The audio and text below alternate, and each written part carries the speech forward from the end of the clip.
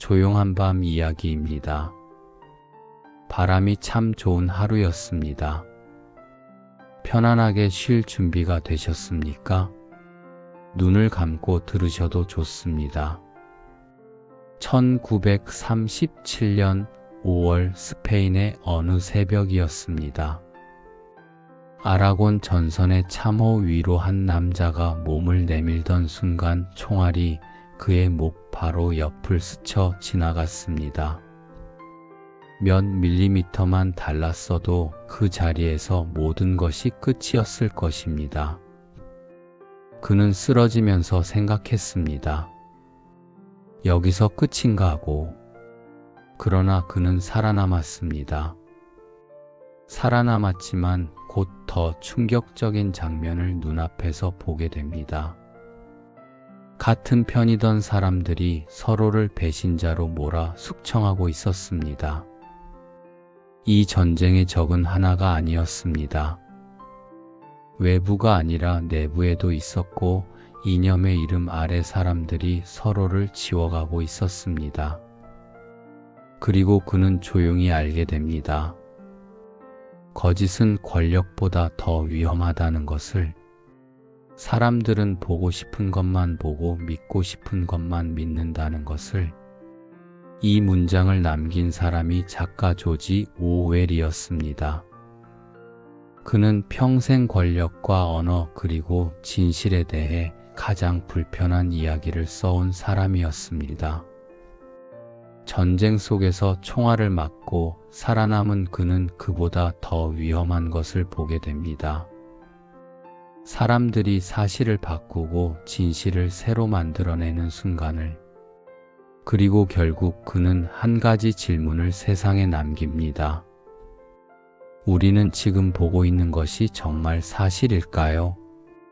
그토록 진실을 파헤치려 했던 조지 오웰의 생애를 오늘 밤 천천히 따라가 보겠습니다. 잠들기 전 구독과 좋아요 큰 힘이 됩니다. 감사합니다. 1903년 6월 25일 영국령 인도의 작은 도시 모티하리에서 에리가서 블레어가 태어났습니다. 모티하리는 지금의 인도 비하르에 속하는 곳으로 겐지스강 북쪽 평원에 자리한 조용하고 먼지 많은 행정 도시였습니다.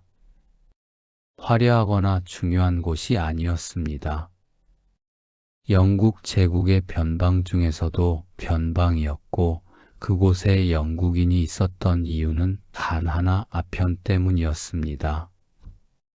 아버지 리처드 월슬리 블레어는 인도 제국 아편국의 하급 관리였습니다. 아편국은 인도에서 재배한 양귀비로 아편을 생산해 중국에 수출하는 무역을 관리하는 기관이었습니다. 어머니 아이다 블레어는 버마에서 활동하던 프랑스계 상인 가문 출신이었습니다. 그녀는 교양 있고 활달한 여성이었으며 인도의 생활에 잘 적응했지만 아이들의 미래를 위해서라면 냉철한 판단을 내릴 줄 아는 사람이었습니다. 에릭이 채 2살이 되기도 전인 1904년 어머니는 새 아이를 데리고 영국으로 돌아갔습니다. 당시 영국 식민지 관리 가정에서는 흔히 있던 일이었습니다. 인도의 기후와 풍토병이 아이들 건강에 좋지 않았고 무엇보다 제대로 된 영국식 교육을 받으려면 본국에 있어야 했습니다. 아버지 리처드는 인도에 남아 계속 근무했고 에릭이 8살이 될 때까지 아버지를 제대로 본 적이 없었습니다. 가족이 정착한 곳은 잉글랜드 옥스퍼드셔의 헨리온 템스였습니다. 템스강 근처에 자리한 조용하고 아담한 마을로 전형적인 영국 중산층이 모여 사는 곳이었습니다. 겉으로 보기에 이 가족은 그 동네에 잘 어울리는 가정처럼 보였습니다. 어머니는 교양 있는 여성이었고 아이들은 말끔하게 차려입고 다녔습니다. 그러나 실제 살림살이는 늘 빠듯했습니다. 인도에 있는 아버지의 월급은 적었고 어머니 혼자 세 아이를 키우는 형편은 넉넉하지 않았습니다. 아버지 리처드가 마침내 퇴직해 영국으로 돌아왔을 때 그는 이미 55살이 넘은 나이였습니다. 그때 에릭은 8살이었고 두 사람은 사실상 처음 만나는 것이나 다름없었습니다. 오랜 세월을 인도에서 보낸 아버지와 영국에서 자란 아들 사이에는 쉽게 좁힐 수 없는 거리가 있었습니다. 리처드는 무뚝뚝하고 시대에 뒤떨어진 인물이었으며 에릭과 깊은 유대를 나누는데 서툰 사람이었습니다. 이 냉랭하고 어색한 부자 관계는 에릭에게 권위적인 존재에 대한 본능적인 냉소를 심어주었습니다. 그 냉소는 훗날 그가 모든 형태의 권력을 의심하는 태도의 뿌리가 되었습니다. 8살이 되던 해에 에릭은 사립기숙학교 세인트 사이프리언스에 입학했습니다. 이 학교는 이튼 해로 윈체스터 같은 명문 공립학교 진학을 위한 예비학교였습니다. 에릭은 장학금을 받고 입학했습니다. 학교 측은 성적이 우수한 아이들에게 수업료를 깎아주는 대신 그 아이들이 명문학교에 합격해 학교의 명성을 높여주기를 기대했습니다. 에릭은 처음부터 그 거래의 대상이었고 그 사실을 본인도 알고 있었습니다. 문제는 그 거래가 어린아이에게 얼마나 잔인한 방식으로 작동했느냐였습니다. 수업료를 제대로 내는 부유한 학생들과 달리 에릭은 교장 부부로부터 미묘하게 다른 대우를 받았습니다. 시험에서 좋은 성적을 내면 학교의 자랑이었지만 조금이라도 실수하거나 성적이 떨어지면 가난을 빌미로 한 모욕이 돌아왔습니다.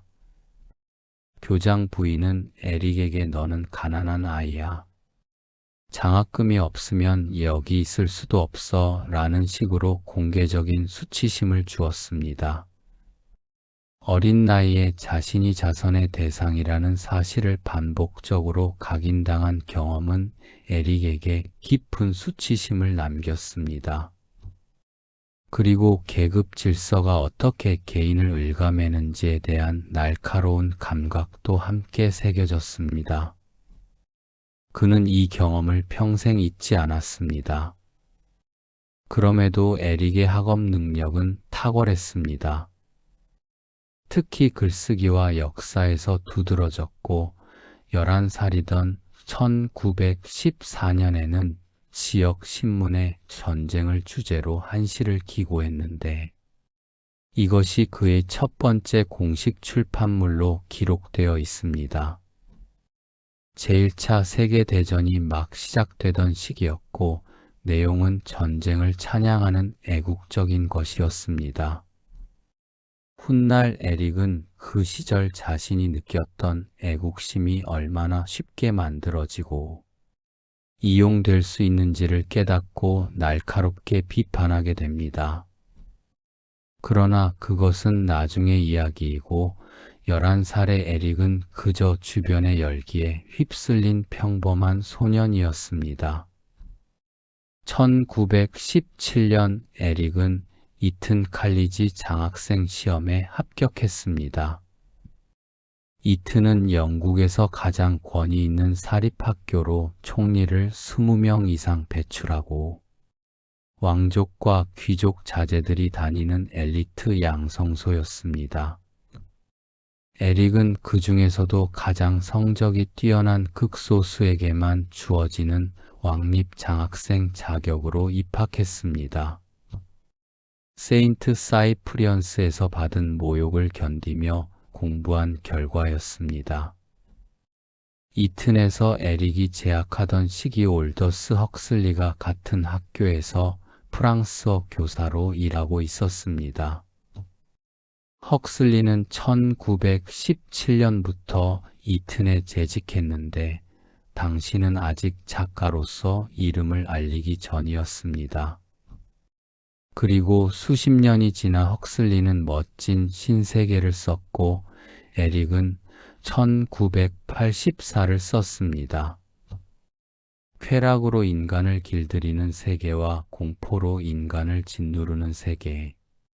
두 개의 전체주의적 미래를 각자 그려낸 두 사람이 한때 같은 학교 안에 있었다는 사실은 문학사에서 가장 흥미로운 장면 중 하나입니다.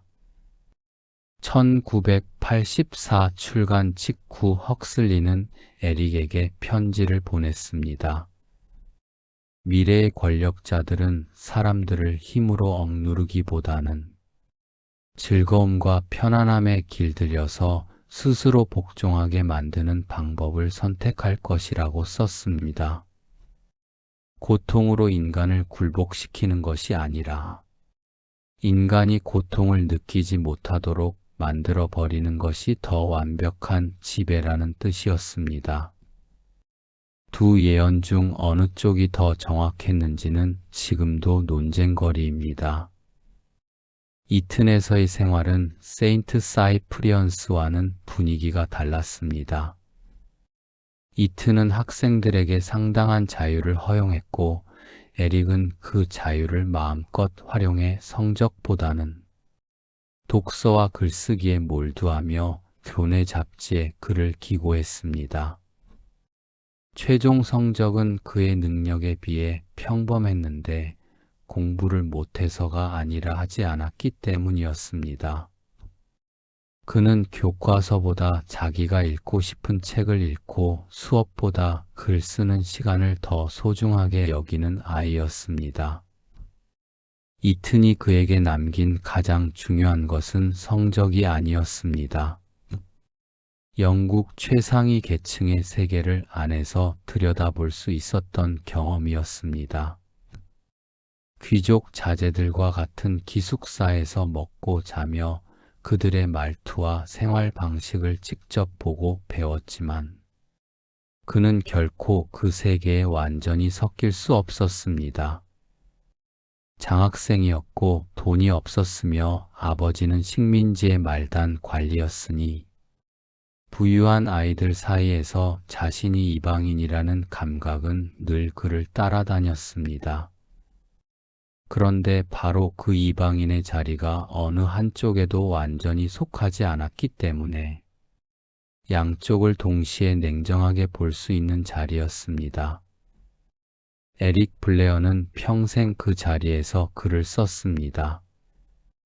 1922년 19살에 에릭 블레어는 이튼 칼리지를 졸업하고 기로에 섰습니다. 당시 이튼 졸업생의 당연한 수순은 옥스퍼드나 케임브리지 진학이었지만 에릭에게 그 길은 열려 있지 않았습니다. 장학금을 받지 못하면 등록금을 감당할 수 없었고 장학금 경쟁에서 그의 성적은 충분하지 않았습니다. 이튼에서 독서와 글쓰기에 몰두하느라 학업 성적을 등한시한 대가였습니다. 선택지는 좁았습니다. 집안의 연줄도 자본도 없었던 에릭이 택할 수 있는 현실적인 길은 식민지 관료 조직뿐이었습니다. 그가 선택한 것은 인도 제국 경찰이었습니다. 아버지 리처드 블레어가 평생 아편 관리로 복무했던 바로 그 제국의 기계 속으로 아들이 스스로 걸어 들어간 것입니다. 경찰직은 상대적으로 안정적인 월급과 숙소 그리고 현지에서의 상당한 권한을 보장했습니다. 에릭에게 배치된 곳은 버마였습니다. 버마는 지금의 미얀마로 인도차이나 반도 서쪽에 자리한 나라입니다.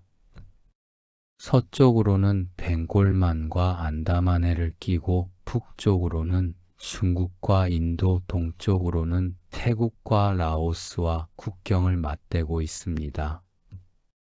영국은 1824년부터 세 차례에 걸친 전쟁을 통해 버마를 점령했고 1885년에 버마 전역을 완전히 합병해 영국령 인도의 한 주로 편입시켰습니다.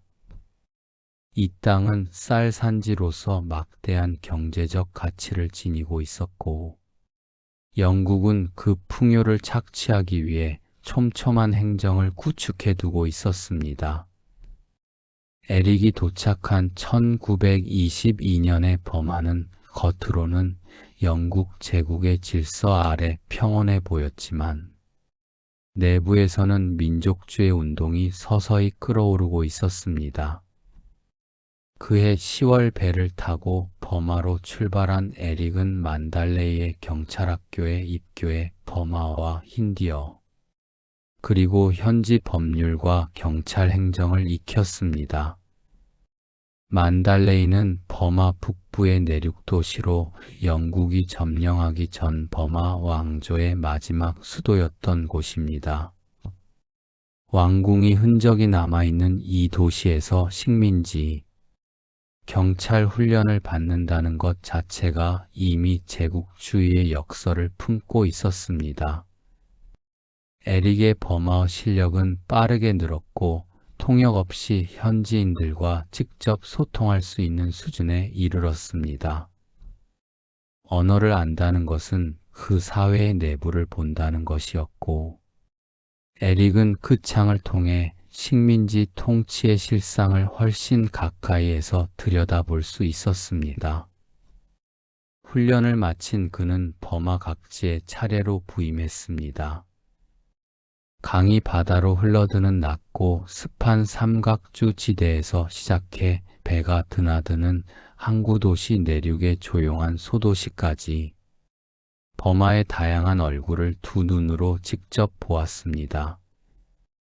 23살 나이에 그는 수십 명의 현지인 경찰을 지휘하는 부책임자 자리에 올랐습니다. 버마인들은 영국 식민 통치에 끊임없이 저항하고 있었습니다. 거리에서 시장에서 일상의 곳곳에서 영국인을 향한 적대감이 묻어났습니다. 모울메인에서 근무할 당시 그는 시장에서 버마 여성들이 의도적으로 그의 발밑에 구슬을 굴려 걸려 넘어지게 했다고 기록했습니다. 길을 걸으면 뒤에서 비웃음이 따라왔고 어딜 가든 환영받지 못한다는 것을 그는 몸으로 느꼈습니다. 훗날 그는 이렇게 썼습니다. 모울메인에서 나는 처음으로 제국주의의 진짜 본질을 이해했다. 나는 모두에게 미움받고 있었고 그것으로 충분했다. 식민지 경찰의 일상은 생각보다 훨씬 더 직접적인 폭력과 맞닿아 있었습니다. 에릭은 용의자 신문 시위 진압 체포와 구금을 일상적으로 처리했습니다. 버마 교도소를 방문했을 때 그가 목격한 광경들 좁은 감방에 빽빽하게 들어찬 수감자들 대나무 채찍 형벌 그리고 그 모든 것을 당연하게 집행하는 시스템은 그에게 지울 수 없는 인상을 남겼습니다. 그는 동료 영국인 경찰관들과 클럽에서 술을 마시며 현지인들을 비하하는 대화를 들어야 했고 그 자리에서 반박하는 것은 사실상 불가능했습니다. 제국의 논리 안에 있는 한 그 논리의 침묵으로 동조하는 것과 적극적으로 가담하는 것 사이의 차이는 생각보다 크지 않았습니다. 이 시기의 경험을 가장 강렬하게 담아낸 것이 수필 코끼리를 쏘다입니다.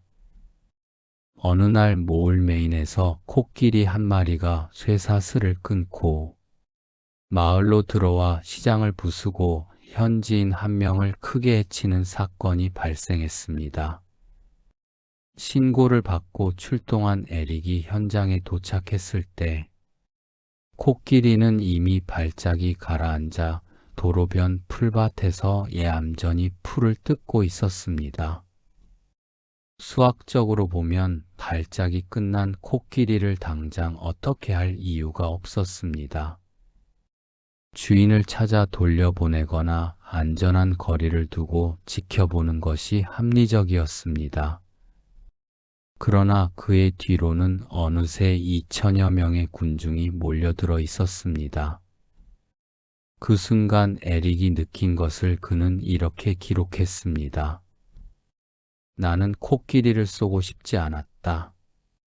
그러나 나는 군중을 느꼈다. 그 2,000명의 시선이 나를 앞으로 밀어붙이고 있었고, 나는 내 의지와 무관하게 그들이 원하는 대로 행동해야 한다는 것을 알았다. 결국 그는 방아쇠를 당겼습니다. 코끼리는 쉽게 쓰러지지 않았고, 에릭은 차마 그 광경을 끝까지 보지 못하고 자리를 피했습니다. 나중에 그는 이렇게 결론지었습니다. 백인이 폭군으로 군림할 때 그는 자신의 자유를 파괴한다. 총을 든 사람이 오히려 군중의 기대에 묶여 꼼짝도 못하는 꼭두각시가 되는 것이다. 권력을 행사하는 자가 오히려 그 권력에 의해 가장 단단하게 묶여 있다는 역설을 그는 버마의 도로변에서 몸으로 배웠습니다. 버마 생활은 그의 몸을 천천히 망가뜨렸습니다. 열대 기후 속에서 병을 앓았고 건강이 서서히 나빠지기 시작했는데 정신적으로도 그는 한계에 가까워지고 있었습니다. 제국의 폭력에 매일 가담해야 한다는 죄책감 동료 영국인들 앞에서는 그 감정을 숨겨야 한다는 이중생활의 피로, 그리고 버마인들로부터는 적으로 여겨지는 고립감이 겹겹이 쌓였습니다. 그는 저녁마다 혼자 술을 마시며 책을 읽었고 언젠가는 이 모든 것을 글로 쓰겠다는 생각을 키워갔습니다. 1927년 여름 건강을 이유로 휴가를 얻어 영국으로 돌아온 에릭은 결국 사직서를 제출했습니다. 5해에 걸친 제국 경찰 생활은 그렇게 끝났습니다.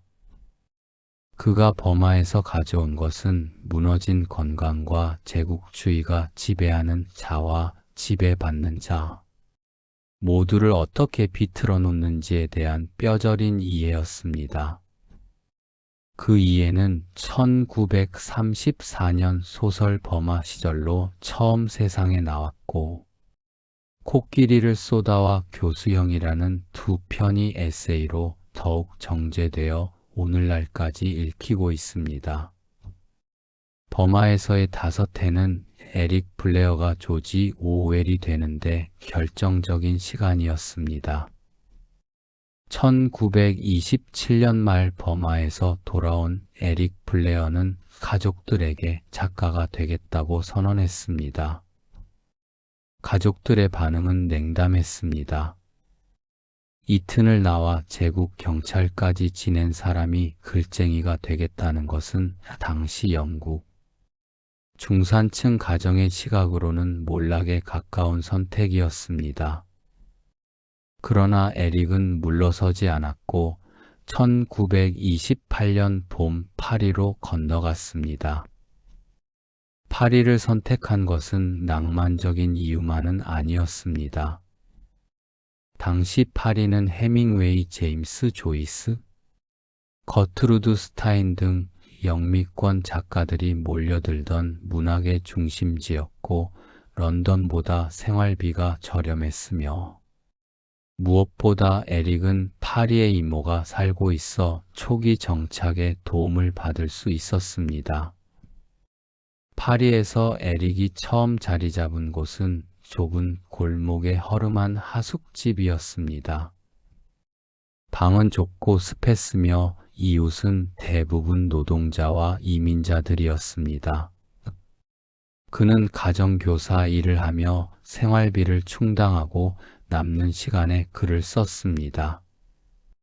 소설 2편을 완성했지만 출판사에서 모두 거절당했고 그 원고들은 지금 남아있지 않습니다. 그러던 중 1928년 가을 하숙집에서 도둑을 맞아 가진 돈을 거의 다 잃었습니다. 궁지에 몰린 에릭은 파리의 고급 호텔과 레스토랑에서 설거지꾼으로 일하기 시작했습니다. 그가 일한 곳 중 하나는 파리 오페라 지구 인근의 고급 호텔이었습니다. 훗날 파리와 런던의 밑바닥 생활에서 이 호텔을 실명 대신 X호텔이라고 표기했는데 손님들이 보는 화려한 공간과 직원들이 일하는 지하 공간 사이의 극적인 대비를 생생하게 기록했습니다. 그는 이렇게 썼습니다. 호텔의 아름다움은 지하에 있는 것들을 보지 않는 데서 유지된다. 지하에는 파이프가 터지고 쥐가 돌아다니고 요리사들이 욕을 퍼부으며 서로 싸우고 있었다. 설거지꾼은 주방 노동자 중에서도 가장 하위에 속하는 직책이었습니다. 하루 13시간에서 15시간을 서서 일했고 증기와 기름 냄새가 가득한 지하 주방에서 끊임없이 밀려드는 그릇들을 닦았습니다. 임금은 형편없었고 휴식 시간은 거의 없었습니다. 그러나 에릭은 이 경험에서 단순한 고통만을 보지 않았습니다. 그는 주방 노동자들의 세계를 세밀하게 관찰했습니다. 러시아 혁명을 피해 파리로 망명한 귀족 출신의 보리스라는 웨이터가 있었는데 그는 늘 자존심이 강했고 화려했던 과거를 그리워하면서도 현실에서는 팁 한 푼을 더 받기 위해 굽실거렸습니다. 에릭은 그를 보며 계급과 자존감이 어떻게 충돌하는지를 관찰했습니다. 1929년 초 에릭은 폐렴으로 쓰러져 파리 시립병원에 입원했습니다. 나중에 그는 이 경험을 바탕으로 나는 어떻게 죽어가는가라는 에세이를 썼는데 공공병원에서 가난한 환자들이 어떻게 다루어지는지를 냉정하게 기록했습니다.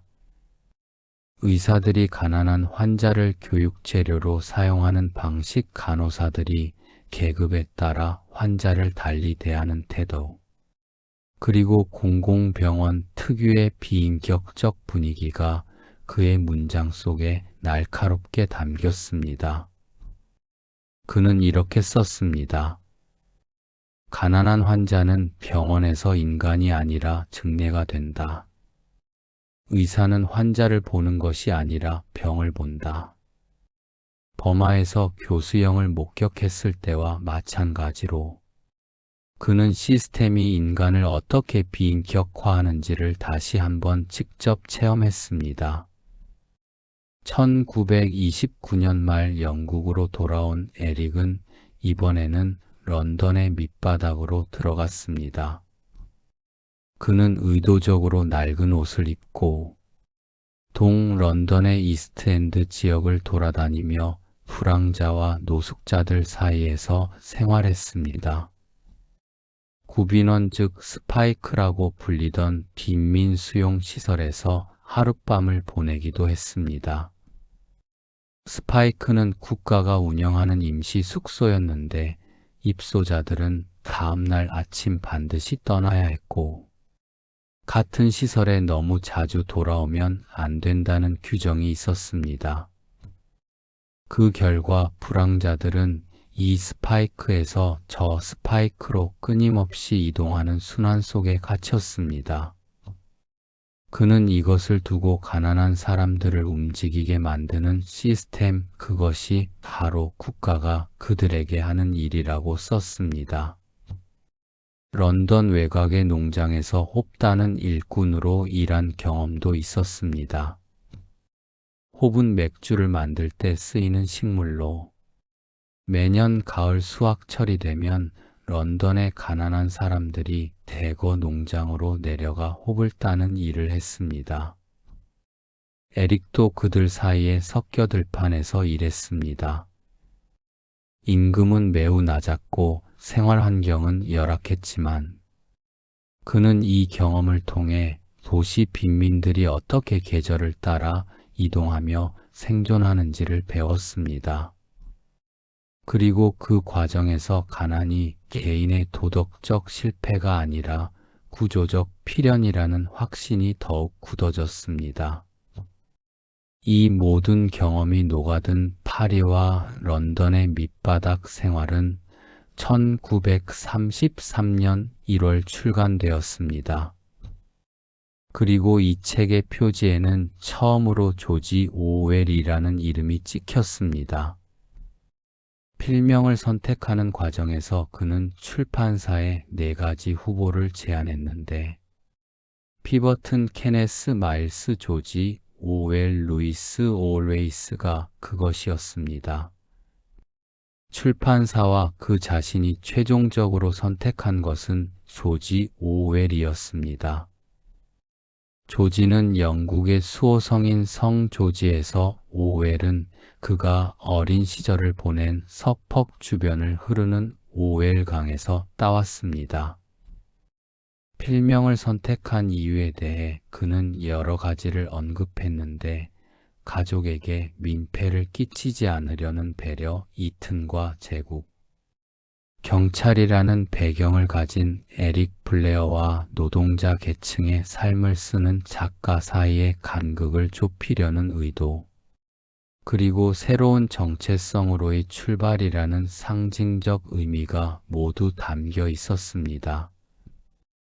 파리와 런던의 밑바닥 생활은 평단의 주목을 받았지만 상업적으로 크게 성공하지는 못했습니다. 그러나 오웰은 멈추지 않았습니다. 1936년 초 오웰은 좌익 출판사 빅터 골란츠의 의뢰를 받아 잉글랜드 북부 탄광 지역으로 떠났습니다. 목적은 영국 노동계층의 실태를 르포 형식으로 기록하는 것이었습니다. 그는 랭커셔의 위건과 요크셔의 셰필드 반즐리 등지에서 2달을 보내며 광부 가정에 직접 들어가 살았습니다.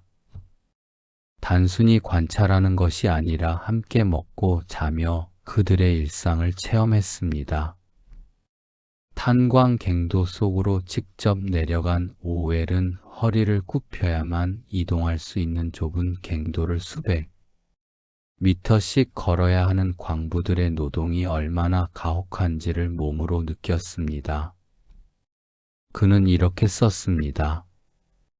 갱도 안에서 나는 내가 지구의 내장 속에 있다는 것을 실감했다. 석탄 먼지가 폐 속으로 들어왔고 어둠은 손에 잡힐 듯 두터웠다.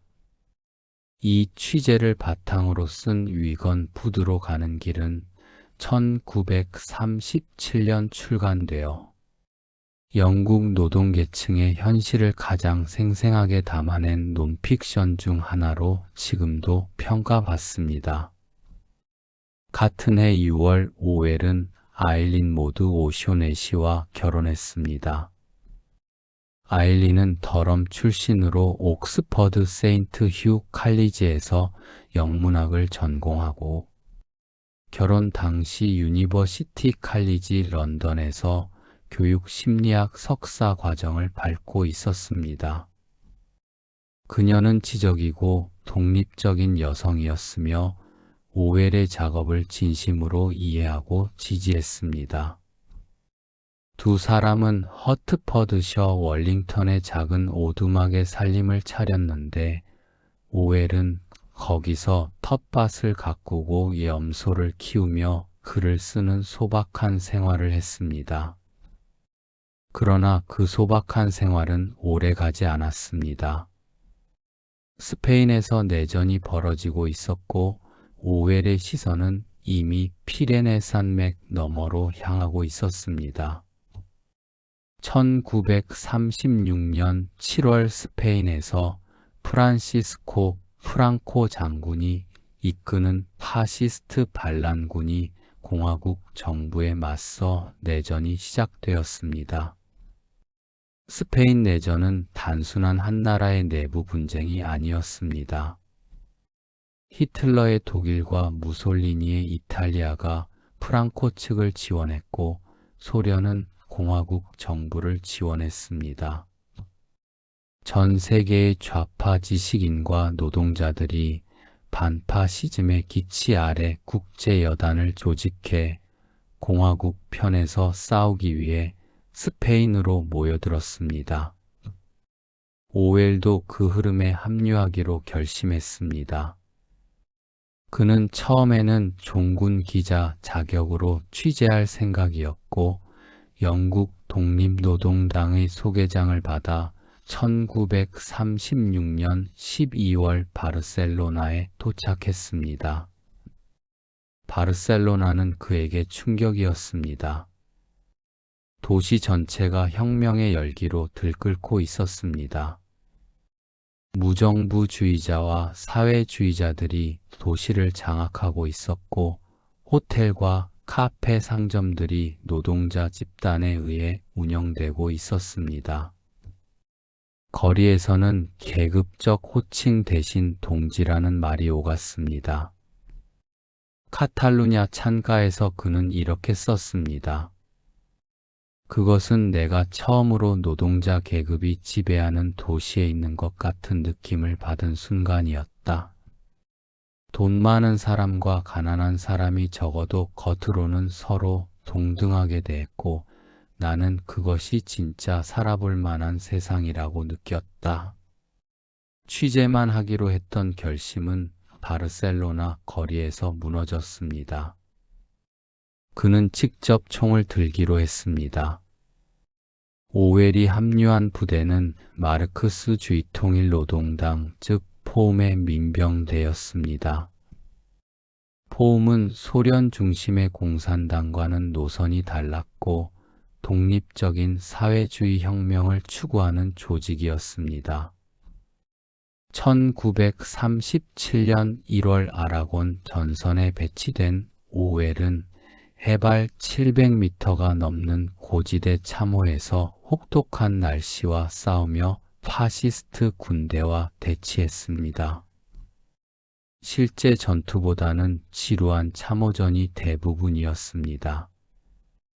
보급은 엉망이었고 지급받은 소총은 녹슬고 낡아서 제대로 작동하지 않았으며 탄약은 항상 부족했습니다. 오웰은 편지에서 이렇게 썼습니다. 우리는 파시스트를 막기 위해 왔는데 정작 싸우는 것은 추위와 굶주림과 낡은 총이다.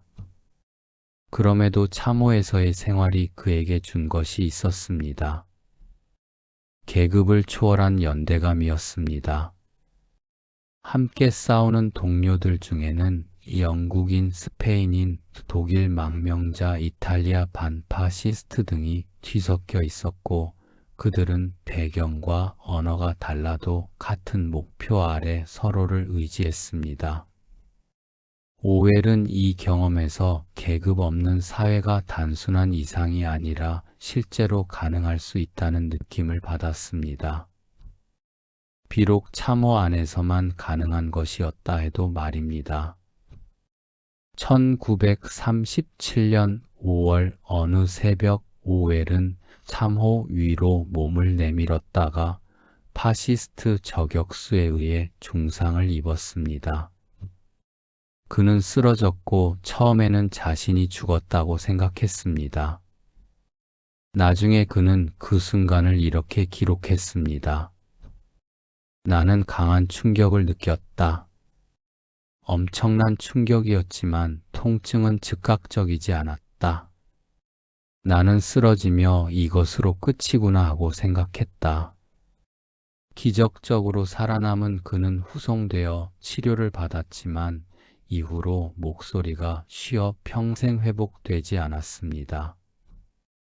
그 쉰 목소리는 스페인이 그의 몸에 남긴 영구적인 흔적이었습니다. 그러나 오웰에게 더 큰 위험은 내부 갈등에서 비롯되었습니다. 부상을 치료하던 중 바르셀로나에서 예상치 못한 충돌이 발생했습니다. 1937년 5월 초 공화국 정부를 장악하고 있던 소련 지원 공산당이 바르셀로나의 전화국을 무정부주의 세력으로부터 빼앗으려 하면서 시가전이 벌어졌습니다. 이 충돌이 진압된 뒤 소련 지원 공산당은 기회를 포착했습니다. 그들은 포움을 트로츠키주의자이자 파시스트의 첩자로 규정하고 조직 전체를 탄압하기 시작했습니다. 포움의 지도자들이 체포되었고 민병대원들이 감옥에 갇혔으며 일부는 처형되었습니다. 오웰과 아내 아일리는 스파이로 지목되었습니다. 아일리는 이미 바르셀로나에 와 있었는데 그녀는 호텔방이 수색당하기 직전에 중요한 문서들을 숨기는 데 성공했습니다. 두 사람은 며칠 동안 도시 곳곳에 숨어 지내다가 국경을 넘어 프랑스로 탈출했습니다. 나중에 오웰은 스페인 당국의 공식 문서에서 자신이 트로츠키주의 요원으로 기록되어 있다는 것을 확인했습니다. 그것은 분명 죽음을 의미하는 낙인이었습니다. 영국으로 돌아온 오웰의 카탈루냐 찬가는 이 모든 경험의 생생한 증언이었습니다. 그러나 당시 영국 좌파 지식인 사회에서 소련을 비판한다는 것은 사실상 금기였습니다. 스페인 공화국을 지지하는 것과 소련을 지지하는 것이 동일시되던 시절이었고 그 구도를 흔드는 오웰의 책은 좌파 진영으로부터 외면당했습니다. 그러나 오웰은 물러서지 않았습니다. 그는 이렇게 썼습니다. 나는 전체주의가 무엇인지 스페인에서 배웠다. 그것은 우파만의 것이 아니었다. 혁명의 이름을 달고도 사람을 감옥에 가두고 역사를 조작한다면 그것은 파시즘과 다르지 않다.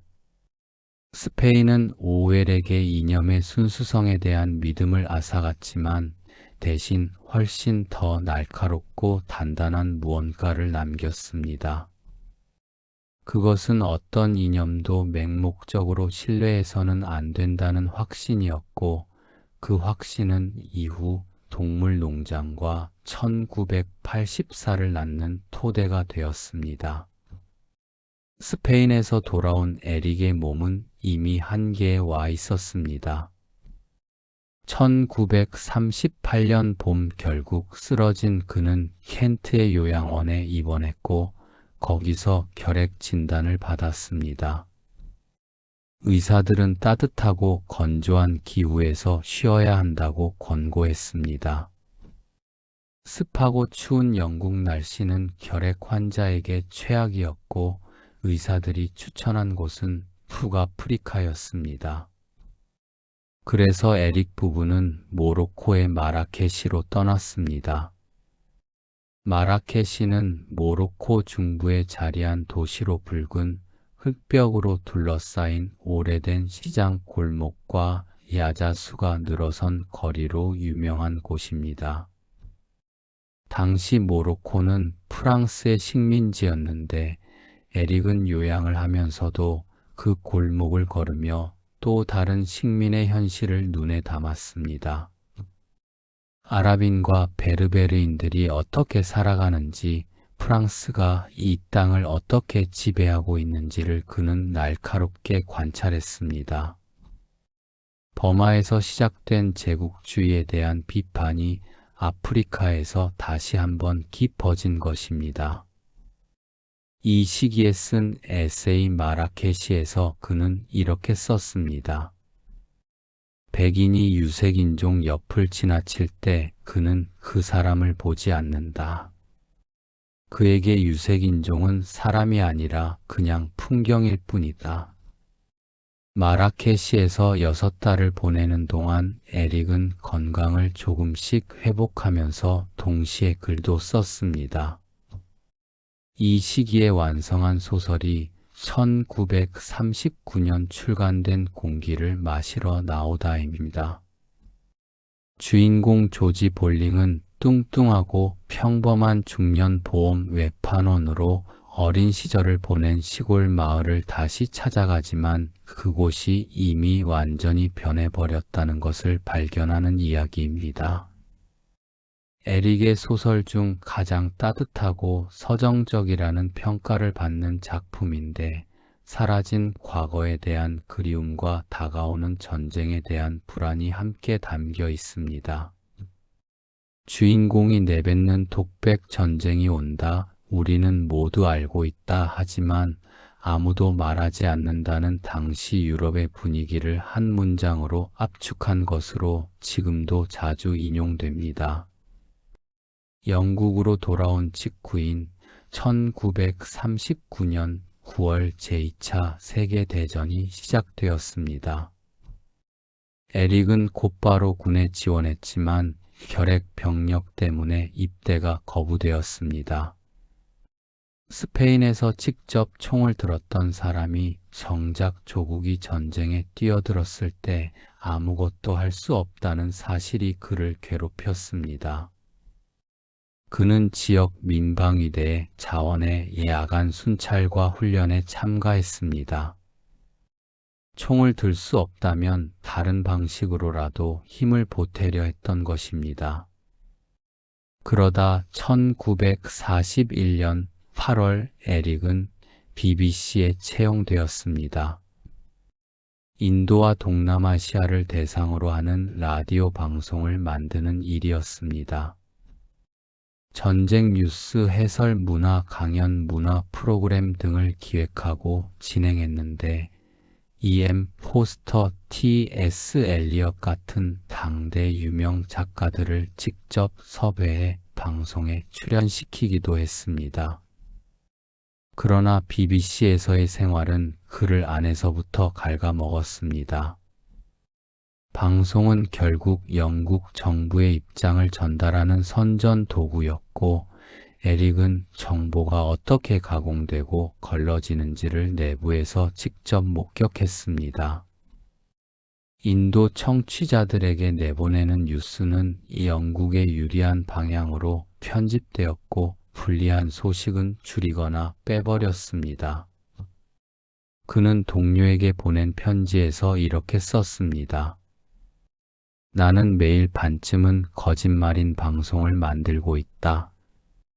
노골적인 거짓말은 아니지만 무엇을 빼고 무엇을 강조하느냐가 쌓이면 결국 거짓이 된다. 방송국이라는 거대한 조직이 어떻게 현실을 자기 입맛에 맞게 다듬는지를 그는 매일 눈앞에서 보았고 그 경험은 훗날 1984에 등장하는 진실부의 모델이 되었습니다. 1943년 11월 에릭은 결국 BBC를 떠났습니다. 사직서에는 건강 문제를 이유로 들었지만 실제로는 더 이상 선전 방송에 가담하고 싶지 않다는 결단에 가까웠습니다. 그는 좌파 주간지 트리뷴의 문학 편집자 자리로 옮겼고 거기서 훨씬 더 자유롭게 자신의 생각을 글로 쓸 수 있었습니다. 트리뷴에 연재한 칼럼에는 두꺼비에 대한 감상, 장미 가꾸기의 즐거움, 영국 요리의 문제점 같은 소소한 주제들이 특유의 건조한 유머와 함께 담겨 있는데 그의 글 중에서 가장 인간적이고 따뜻한 글들이 이 시기에 나왔습니다. 이 시기 에릭의 언어에 대한 관심은 더욱 깊어졌습니다. 1946년에 발표한 정치와 영어에서 그는 정치적 언어가 어떻게 진실을 감추는지를 조목조목 짚었습니다. 예를 들어 마을 전체가 불태워지고 주민들이 강제로 쫓겨나는 상황을 치안 강화 조치라고 부르는 방식이 그것입니다. 끔찍한 현실을 그럴듯한 말로 포장해 버리는 것입니다. 그는 이렇게 썼습니다. 정치 언어는 거짓말을 진실처럼 들리게 하고 나쁜 짓을 그럴듯하게 보이게 만들도록 설계되어 있다. 그리고 그 대안으로 짧고 명확한 단어를 쓸 것, 불필요한 말은 다 뺄 것, 수동태 대신 능동태를 쓸 것 같은 실용적인 글쓰기 원칙들을 제시했습니다. 명확하게 쓰는 것이 곧 명확하게 생각하는 것이고, 그것이 권력의 언어에 맞서는 가장 기본적인 방법이라는 믿음이 그 바탕에 깔려 있었습니다. 전쟁 기간 동안 에릭은 엄청난 양의 글을 쏟아냈습니다. 서평, 에세이, 칼럼이 끊임없이 이어졌고 그의 이름은 점점 더 널리 알려졌습니다. 그리고 1943년 말 그는 새로운 작품의 구상을 본격화했습니다. 소련식 전체주의를 동물들의 이야기로 풀어낸 짧은 소설이었습니다. 그것이 동물농장이었고 원고는 단 석 달 만에 완성되었습니다. 그러나 원고를 들고 출판사 문을 두드리는 길은 전혀 순탄하지 않았습니다. 동물농장의 집필은 1943년 11월 무렵 시작되어 1944년 초에 완성되었습니다. 에릭이 이 소설을 쓰게 된 계기는 어느 날 길에서 목격한 장면이었습니다. 어린 소년이 자기 몸집보다 훨씬 큰 말을 채찍으로 몰고 가는 모습이었는데 에릭은 그것을 보며 이런 생각을 했습니다. 저 말이 자신이 얼마나 힘센지 안다면 저 소년은 아무것도 할 수 없을 것이다. 인간이 동물을 부려먹는 것처럼 힘 있는 자들은 그렇지 못한 사람들을 착취한다. 동물들의 이야기라는 형식을 선택한 것은 의도적이었습니다. 딱딱한 정치 소설보다 우화 형식이 더 많은 사람에게 닿을 수 있다고 판단했기 때문입니다. 원고는 완성되었지만 출판은 전혀 다른 문제였습니다. 에릭이 원고를 들고 찾아간 출판사마다 문을 닫았습니다. 가장 먼저 찾아간 빅터 골란츠는 소련을 풍자했다는 이유로 단칼에 거절했습니다. 에릭이 이전에 위건 푸드로 가는 길을 함께 출판했던 곳이었는데도 말입니다.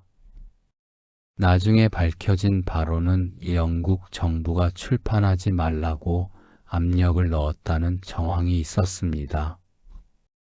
T.S. 엘리엇이 편집을 맡고 있던 페이버 앤 페이버도 거절했는데 엘리엇이 보낸 거절 편지에는 이 이야기의 관점이 트로츠키주의적으로 보인다는 황당한 이유가 적혀 있었습니다. 소련을 비판하는 책을 썼더니 오히려 소련의 적으로 낙인 찍힌 셈이었습니다. 에릭은 이 상황에 분통을 터뜨렸습니다. 그는 이렇게 썼습니다. 지금 영국에서 검열은 공식적인 것보다 비공식적인 것이 훨씬 더 효과적이다. 아무도 금지하지 않았지만 아무도 출판하지 않는다. 그것이 더 교묘한 억압이다. 거절이 계속되자 그는 자기 돈으로 책을 찍는 것까지 고려했고 실제로 소규모 인쇄소에 문의하기도 했습니다.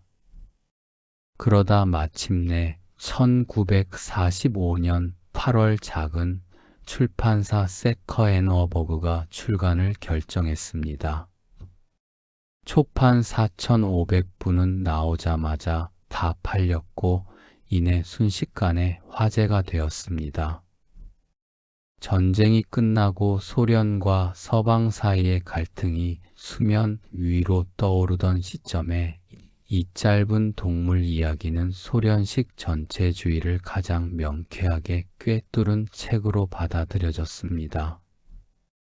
그러나 에릭은 이 성공을 온전히 기뻐할 수 없었습니다. 책이 나오기 불과 몇 달 전인 1945년 3월 안에 아일린이 수술을 받다가 마취 사고로 갑자기 세상을 떠났기 때문입니다. 당시 에릭은 전선 특파원으로 독일에 나가 있었고 아일린은 수술 전날 그에게 편지를 썼습니다. 별일 아닐 거라는 담담한 내용이었는데 아일린은 다음날 마취에서 깨어나지 못했습니다. 40살이었습니다. 에릭이 그 소식을 전해 들었을 때는 이미 장례까지 끝난 뒤였습니다. 훗날 그는 지인에게 이렇게 털어놓았습니다. 아일린은 내가 그녀를 얼마나 사랑하는지 내가 깨닫기도 전에 떠났습니다. 너무 늦게 알았습니다. 두 사람이 입양한 아들 리처드는 겨우 1살이었고 에릭은 42살의 몸 아픈 호라비로 갓 돌이 된 아이를 혼자 키워야 하는 처지가 되었습니다. 슬픔 속에서도 에릭은 일을 놓지 않았습니다. 칼럼을 계속 쓰고 에세이를 발표하면서 머릿속에서 이미 윤곽이 잡혀가고 있던 새 소설의 구상을 다듬어 나갔습니다. 그리고 1946년 그는 스코틀랜드 서쪽 끝에 있는 주라섬으로 거처를 옮기기로 결심했습니다. 주라는 스코틀랜드 본토에서 배를 타고 건너야 하는 섬이었고 에릭이 선택한 바닐이라는 농가는 섬 안에서도 비포장 도로를 한참 달려야 닿을 수 있는 외딴 곳이었습니다. 전화도 전기도 없었고 먹을 것을 사려면 몇 시간을 이동해야 했습니다.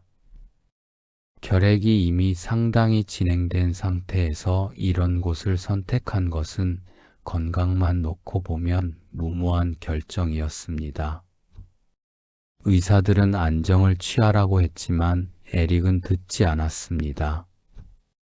그가 주라를 선택한 이유는 여러 가지였습니다.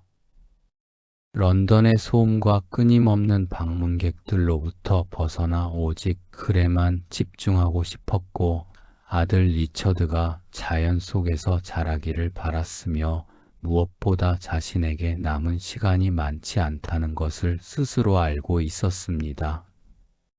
주라에서 에릭은 텃밭을 가꾸고 낚시를 하고 염소를 키우면서 그러면서도 매일 원고를 썼습니다. 방문객들은 난방도 제대로 되지 않는 차가운 방에서 두꺼운 외투를 입고 타자기를 두드리는 그의 모습에 충격을 받았습니다. 그러던 1947년 여름 하마터면 목숨을 잃을 뻔한 사고가 터졌습니다. 에릭은 아들 리처드와 조카들을 데리고 섬 북쪽 끝 코리브레칸 해협을 작은 보트로 건너려 했습니다. 코리브레칸은 세계적으로 손꼽히는 위험한 바닷길이었는데 한가운데서 보트 엔진이 갑자기 멈춰버렸습니다. 거센 소용돌이에 휘말린 보트가 뒤집혔고 모두 차가운 바닷물에 빠졌습니다. 에릭은 아이들을 간신히 암초 위로 끌어올렸고 마침 지나가던 어선에 의해 구조되었습니다. 결핵 환자가 스코틀랜드 북해의 차가운 물에 빠졌으니 몸에 좋을 리 없었습니다. 그의 몸 상태는 급격히 나빠졌고 결국 병원에 입원해야 했습니다. 그러나 병원에서도 에릭은 원고를 놓지 않았습니다. 의사들이 찌피를 금지했지만 그는 몰래 계속 썼습니다. 손이 너무 떨려 타자기를 칠 수 없게 되었을 때는 원고지에 손으로 직접 글씨를 써내려 갔습니다. 처음 붙였던 제목은 유럽의 마지막 인간이었는데 최종적으로 1984라는 제목이 붙었습니다. 1984라는 숫자가 어디서 왔는지에 대해서는 여러 이야기가 있습니다. 집필을 본격적으로 시작한 1948년의 끝 두 자리를 뒤집었다는 설이 가장 널리 알려져 있는데 에릭 자신은 이에 대해 아무런 설명을 남기지 않았습니다. 1984는 빅브라더라는 독재자가 지배하는 전체주의 국가를 배경으로 진실을 기억하고 사랑을 선택했다는 이유만으로 체제에 의해 철저히 무너지는 한 남자 윈스턴 스미스의 이야기입니다. 빅브라더 이중사고 신어 사상경찰이라는 개념들은 에릭이 버마에서, 스페인에서, BBC에서 평생 몸으로 겪고 눈으로 본 것들이 하나로 녹아든 결과였습니다. 소설 속에서 고문관 오브라이언이 윈스턴에게 하는 말이 있습니다. 권력은 수단이 아니다. 권력은 목적 그 자체다. 이 한 문장은 에릭이 평생 맞서 싸워온 것의 본질을 꿰뚫은 것이었습니다.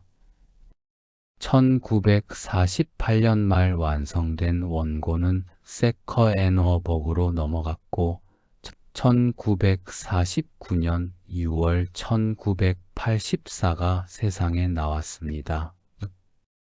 에릭은 그 순간 런던 유니버시티 칼리지 병원 침대에 누워 있었습니다. 책은 나오자마자 폭발적인 반응을 불러일으켰습니다. 비평가들은 찬사를 쏟아냈고 독자들은 공포와 전율을 느끼며 읽었습니다. 그러나 그 성공을 확인하는 에릭의 몸은 이미 돌아올 수 없는 곳을 향해 가고 있었습니다.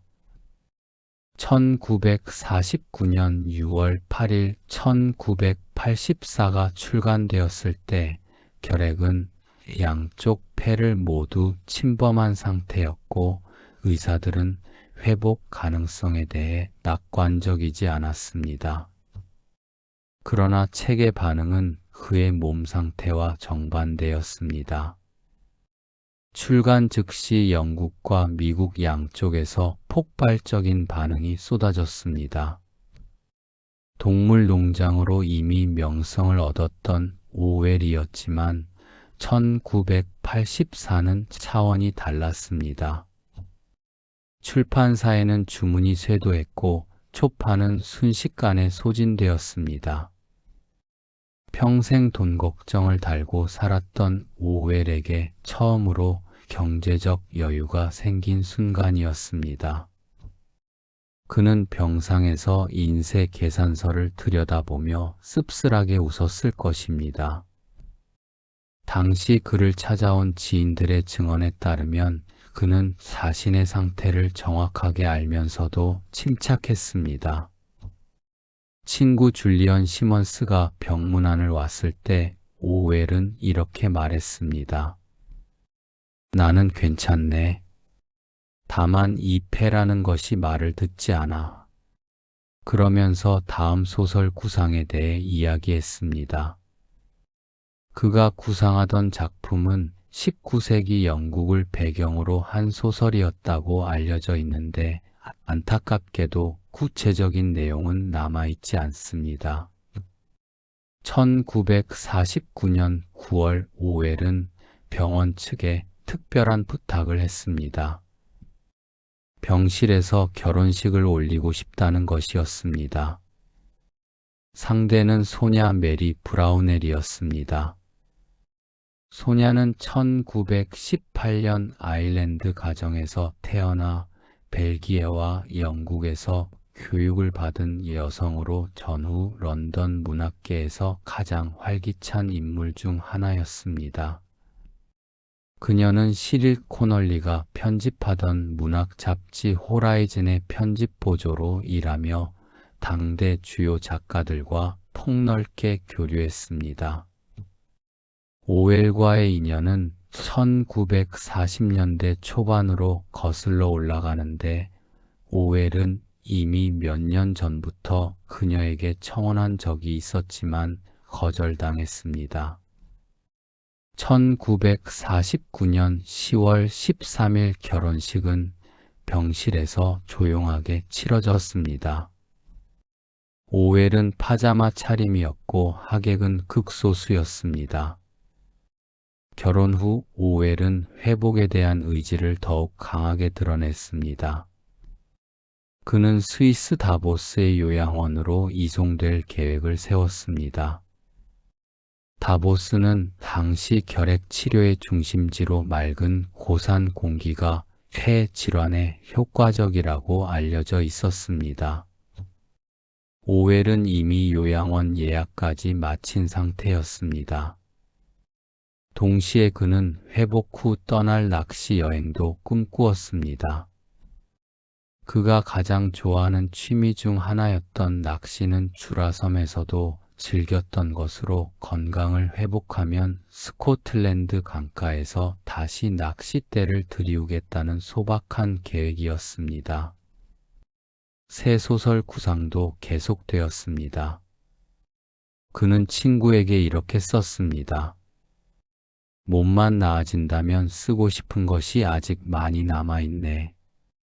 이렇게 허무하게 끝낼 수는 없지. 그러나 몸은 의지를 따라주지 않았습니다. 1950년 1월 들어 그의 상태는 급격히 악화되었습니다. 스위스행 날짜는 1월 25일로 잡혀 있었습니다. 그런데 1월 21일 새벽 오웰은 병실에서 폐출혈을 일으켰습니다. 잠자는 사이에 벌어진 일이었고 그는 의식을 회복하지 못했습니다. 46살이었습니다. 1984가 출간된 지 불과 7달 스위스 요양원 출발 나흘 전의 일이었습니다. 그의 곁에는 아무도 없었습니다. 새벽에 혼자 눈을 감은 것입니다. 간호사가 아침에 발견했을 때 이미 모든 것이 끝나 있었습니다. 침대 옆에는 낚싯대가 세워져 있었습니다. 회복하면 강으로 가겠다며 직접 챙겨둔 것이었습니다. 그의 장례는 영국 국교의 방식으로 치러졌습니다. 무신론자에 가까웠던 오웰의 평소 태도를 생각하면 다소 의외였지만 그가 생전에 직접 요청한 것이었습니다. 그는 소박한 시골 교회 묘지에 묻히고 싶다고 말했고 그 소원은 지켜졌습니다. 런던에서 가까운 옥스퍼드셔의 서튼 크라우니 마을에 있는 올세인츠 교회는 아담한 농촌 교회였습니다. 묘비에는 필명 대신 본명이 새겨졌습니다. 여기에 에리 가서 블레어가 잠들다. 태어난 날과 죽은 날 그것만이 조용히 새겨진 묘비였습니다. 조지 오웰이라는 이름은 어디에도 없었습니다. 이튼을 나와 제국 경찰이 되었다가 파리에서 설거지를 하고 스페인 참호에서 총을 맞고 주라섬의 차가운 방에서 손을 떨며 원고를 쓰던 그 모든 삶의 끝에서 그는 자신의 본명을 선택했습니다. 거짓과 위장을 평생 혐오하며 진실만을 향해 걸어온 사람의 마지막 선택으로는 그보다 더 어울리는 것이 없었습니다. 에릭이 세상을 떠난 지 70년이 넘었지만 그의 언어는 지금도 살아 있습니다. 빅브라더 이중사고 오웰식이라는 단어들은 그의 소설에서 나와 오늘날 뉴스와 정치 현장에서 일상적으로 쓰이는 말이 되었습니다.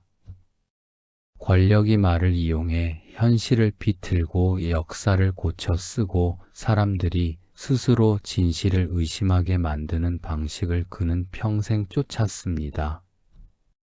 그리고 그 기록들은 그가 떠난 뒤에도 멈추지 않고 독자들에게 말을 걸고 있습니다. 버마의 경찰, 파리의 노동자, 스페인의 병사로 살아온 그는 상상이 아닌 경험으로 글을 썼습니다. 눈으로 보고 몸으로 겪은 것들만을 남겼습니다. 그래서 그의 글은 화려하지 않았지만 더 깊이 현실을 보여주었습니다. 그는 말했습니다. 정치적 글쓰기를 예술로 만들고 싶었다고. 그의 본명은 에릭 아서 블레어였습니다. 하지만 우리가 권력의 말을 의심하고 불편한 진실을 외면하지 않으려 할 때 그 순간마다 조지 오웰이라는 이름은 다시 현재로 되살아납니다. 그의 글은 한 시대에 머물지 않았습니다. 권력이 언어를 바꾸고 사실을 흐리려 할 때마다 그의 문장들은 조용히 그러나 분명하게 우리 곁에서 다시 읽히기 시작합니다. 조용한 밤 함께 해주셔서 감사합니다. 편안히 주무세요.